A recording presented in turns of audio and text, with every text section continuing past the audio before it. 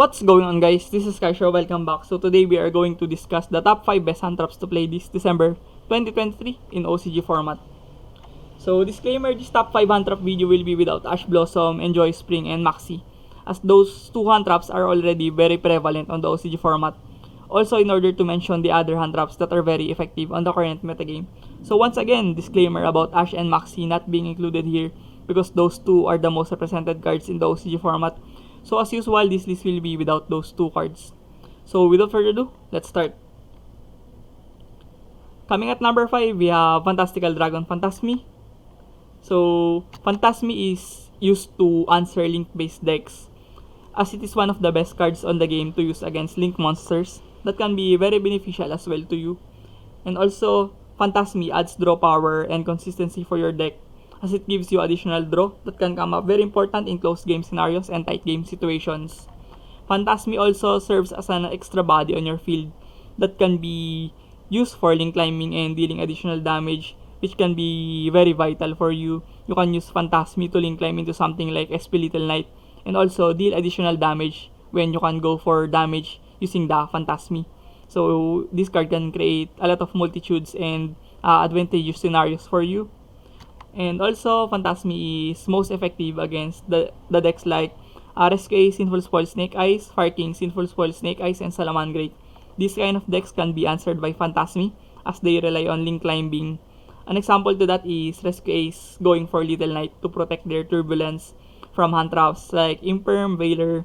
Those cards can be protected from Rescue Ace using the SP Little Knight. And also Fire King and Salamangreat that link climbs to utilize the Promethean, which can give them massive advantages. So Promethean is a very insane card for the fire decks on the format. So yeah, we can already expect link climbing shenanigans on these decks, which in turn can be answered by Phantasmi. Moving towards the number 4, we have Artifact Lancea. So moving on, we have Artifact Lancea. Artifact Lancea prevents the opponent from banishing cards that can be very pivotal on some occasions. Also, it almost keeps the turn of decks that relies on banishing cards to start their plays. For the most part, you single-handedly avoid your opponent from playing the game by just resolving this card. So imagine that. So moving on, Artifact Lancea deals a massive blow against the best deck on the format, which is Rescue Ace, Sinful Spoil, Snake Eyes. Stopping the best deck on the game currently is no mean feat. That's why I have to include Lancea on our top 5 list because it is very important to answer the current best deck. So the major deck that Lancea answers on the format and the most notable one on the block is of course none other than the Rescue Ace, Sinful Spoil, Snake Eyes, as it is one of the most effective tool to beat the very powerful Rescue Ace. Cruising towards our number 3 on this list, we have Infinite Impermanence.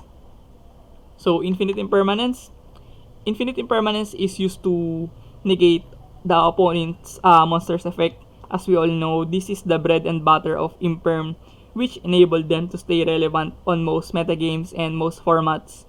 It can also negate the most important cards on your opponent's playthrough that can be very critical on how well you can slow them down or even stop them. Things like Imperm on Moye against Sword Soul, and also Iglen on Fluanderies, negating those cards, and many more things that serves as the choke points of certain decks can be very crucial and pivotal for using Infinite Impermanence. And also, Imperm can be comparable to Effect Veiler, but it is a little bit more versatile as it can also negate spell and traps from your opponent's column, can be used on every phase of the game as well, unlike Veiler, which can be used only on your opponent's turn. On the contrary, Veiler has upsides against Imperm, like drawing it off from Maxi on your opponent's turn, but the versatility of Imperm for me edges out the Veiler on this format currently. So major decks that can be affected by Infinite Impermanence are Rescue Ace and Purely. Those two decks can be toppled by Imperm, as it can be very devastating against Purely Lily and the very powerful Turbulence. Shifting towards the number 2 on our list, so we have Droll and Lockbird. So Droll and Lockbird, it is a card that prevents your opponent from further adding cards, which can result into depleting their resources for suboptimal plays and also stopping them from gaining card advantages. Moving on, draws also limits the opponent and stops them from snowballing out of control. It is very important to stop your opponent from doing everything they like to do, as draw can be very limiting and oppressive to deal against. So you need to stop those decks from gaining massive advantages. So you need to slow those decks and get a grip and handle the situation using this Droll and Lockbird. Also, it can be very effective card against the format right now, as the meta game focuses more on adding cards to generate advantages. Popular cards like Bonfire, which is very expensive right now by the way, that adds a card that can be halted also by Droll and Lockbird. So popular meta decks on the format on the OCG like Snake Eye Sinful Spoils, which is very patronized deck right now, and the ever resilient Purely, which has won the Duels Cup main event and Japanese Championship tournament, and also the Pendulum Magician can be subjugated by Droll and Lockbird, as those decks tends to start their plays from adding cards on their disposal. And finally, moving towards the top 1 on this list. On the top 1 on our block right now is none other than Nibiru, the Primal Being. So, moving on, Nibiru, a hand trap that can suppress the ideal board of your opponents from tributing their monsters and damaging their overall gameplay experience can be a very demoralizing factor on this modern Yu-Gi-Oh! No? Imagine losing all of your resources from a single card, rock at that extent. So yeah, moving on, Nibiru is a single card that can mitigate the card advantages on the field of your opponent that have built over his turn. So your opponent's turn can be very advantageous for him or her. So you need to have cards like Nibiru to check those advantages that your opponent have built over the time.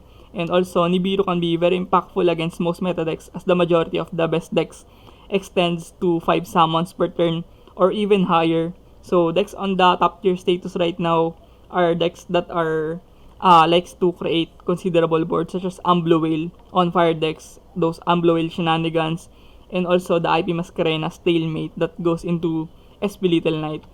So the reason why Nibiru for me is the undisputed number 1 on this list is the wide coverage that it offers to answer the very best decks on the format.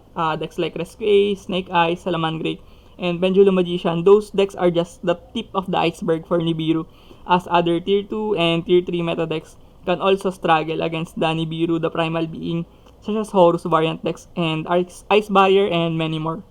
So yeah, thank you for watching this video. I hope you do learn something from this video. Please like and subscribe my YouTube channel so that I can gain our followers and can create more contents like this. So thank you for watching. See you in the next one. Peace.